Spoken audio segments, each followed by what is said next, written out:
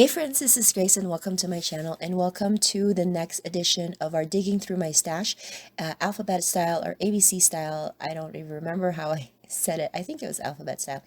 Anyways, we are on letter C, and one thing that I had wanted to use up are cut files. I have a few that I have in my silhouette design software, right? That's what we call them. And some of them are still in my computer. And so I figured that I will do kind of a mass cutting, because that's what I do with cut files, is I just, one day I would sit there and just do some mass cutting. And then I put them in a folder or in a plastic sleeve sheet protector, and then just use them as I go. And so these one of the places that I get a lot of my cut files is Paper Issues, and I will make sure to link their shop in the description box below, because their cut files are free and I love free. So anyways, this is one of, I think it's called a wonky pie chart or something, but I love it for the fact that you can use a lot of scraps, right? And you're gonna see me actually use a few cut files in the next few process videos that I'm gonna share this month, because I cut a few of them and I wanted to use up some papers. So that's what I'm gonna do here and for the next few process videos. Anyways, let's go back to this cut file. What I'm gonna do is I just picked a few papers from my stash, my scrapbook or my scrap stash, and then I am going to use that for the different pie pieces for this particular cut file. Now, there's a few ways that you can actually do this. You can just back the cut file and just put the paper basically behind it and just kind of cut around it. And you can do that too. But I like the idea of nesting them too. So I am trying that out in this particular paper or particular video. And what I did first was I numbered the pie chart so that I can know which, I'm just going around it. And that's another way if you wanted to save the pie shapes, you can use them all over and over again. And then because you have the numbers, you can know how to set them up the way that they should go. Now, I already adhered the negative piece of that cut file onto a black cardstock, because I wanted that, first of all, I wanted a little bit of a border all around my page. And second is I knew that, those really thin strips of the cut file, I knew that I needed that to be adhered onto something and not just kind of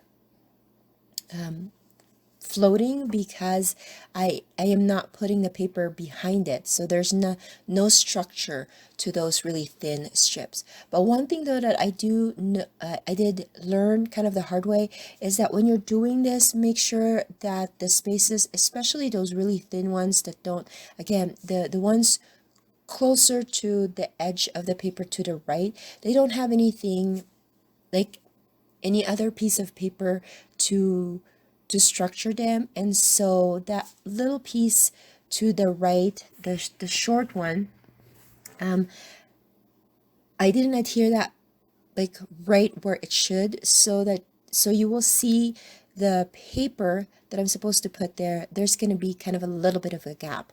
And I was a little bit upset about that. I wanted to peel that off and kind of put it the right way. I'm going to show it right here where if I put that piece closer to the top edge, that bottom piece is not properly adhered. And I was a little bit upset about that because it didn't work out to my favor, and I wanted that to be perfect, but in the end it works out because it will be covered with photos anyways. So since I've kind of opened up the conversation about the photos, let's talk about them. These are just photos of me and the kids before we watched the Lion King. I believe it was 2019. Maybe it's 2020. No, it would have been 2019. We watched it 3D when it came out. Our wonderful real estate agent does these little or small gatherings for like a thank you gathering for her clients where she rented the whole theater for her clients to watch The Lion King, and so my kids were and I were able to watch it. My husband was at work, so he wasn't able to join us, but because it was the Lion King theme, I wanted to do kind of tribal papers and like yellows and orange to mimic that little plush toy that we got, and also like tribal prints. And so I have the tribal prints, I have some reds, I also have that, I don't know if that's a leopard print or not, but some kind of a print on the top right of my pie chart in between the red and the orange.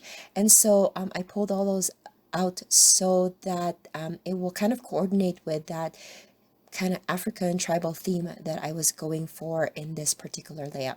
And then, so those are the photos. And then I felt like the left side of my page was a little bit too bland. Well, I shouldn't say bland. It was just too white. And so I decided to cut a little bit more of those papers that I used for my pie chart and just added them in strips. I did tear some of them just to give it a little bit of a grunge look. And then I'm going to put my journaling there.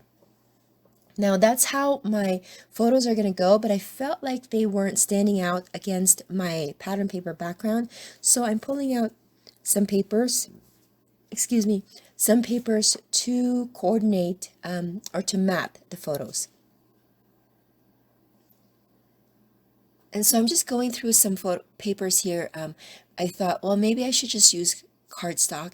And I'm just kind of auditioning some. At first I was like, well, maybe I should just do black because I have black in the background. But it wasn't standing out a lot like I had hoped it would. And so I ended up with this kind of orange tint. It was more close to peach, but I had an orange tint to it, and that's what I'm going to use for my matting. So this piece is an 8x8 piece, and if you have watched any of my videos, you know that I like to gut my cardstock pieces, especially if they're just going to be the background piece to a layout where I am putting pattern paper over it. And so I usually got the inside of that cardstock piece, and I usually end up with an 8x8 piece of scrap.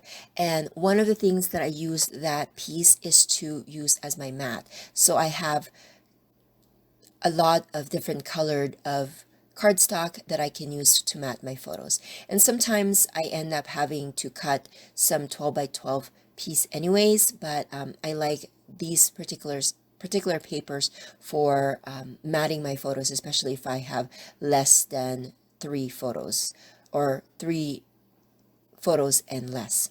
So now I'm just basically adhering. I am going to put those pieces there. I'm using some strip of adhesive because I find that that's the easiest for me right now. I do miss my ATG adhesive, and so I'm using up all of my other stash of adhesive before I go ahead and purchase some new ones. So as you can see, some of the pie chart has been covered by the photos, but I'm not too worried about that because for me, photos are more important than the papers. So I'm okay with that. But I do think that if you are doing this layout and if you're going to be adding more than 3x4 photos, more than 3x4 photos, I would go with a different design, or I would go with a smaller size photos, just because any more than what I have here will cover up all of those hard work that you already did. And so now I'm just basically adhering everything. You will see me put my title over to the top left part of my layout, just because that is the part of the layout where it had a lot more white space. And I'm using some thickers here. I thought that the copper in this particular thicker set was coordinated well with the tribal, or the theme that I was going for this particular layout. And I loved the nesting that I was able to do here. I don't think that it matters if you back it or if you do the nesting. I think it would be the same amount of time because you're cutting the pieces anyways, so whichever way you want to do, I think it's fine. One big tip that I was going to tell you is use some liquid adhesive for either the backing or the adding of the nested pieces, because then you will be able to easily move them around. And if you do a liquid adhesive, you can go all the way to the edge and it will just, I mean, some of the liquid will probably seep through if you put too much, but it dries fast and it dries clear, so you won't have to deal with that. Now, one of the pattern papers that I had, I think it was the that red sunburst. On the back side of that were popcorns, and I thought that they were the perfect decoration or embellishment for this particular layout because we were talking about the movie Lion King. So I cut that out and I used that as my embellishment. So that's another reason why I love pattern papers, because they already have patterns and design on them. So even if you don't have embellishments, you can always create embellishments of your own with pattern paper. You just have to fussy cut them. And I love that I was able to add them here.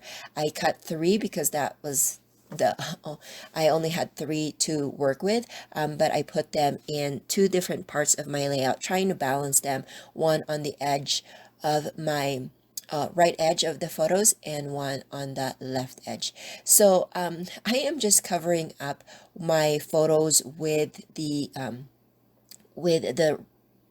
pie charts that I cut because I wanted to put some splatterings on here. Now, I don't normally do splatterings, that's not my thing, but I felt like the top right and the bottom left was a little too plain for me, and so I decided to do a little bit of splattering just to have something on there.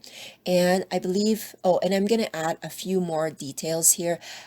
It felt like it needed a few more embellishments, so I'm gonna go through my die cut stash and pull out a few things here, and I found this Teresa Collins Hello My Name Is die cut pack, and I've had this for a long time. I know that I've had it for a long time because it was purchased at Joann's in the clearance sections, and I have to tell you, I haven't been in a Joann store for, I would say, at least a year, maybe even 2 years.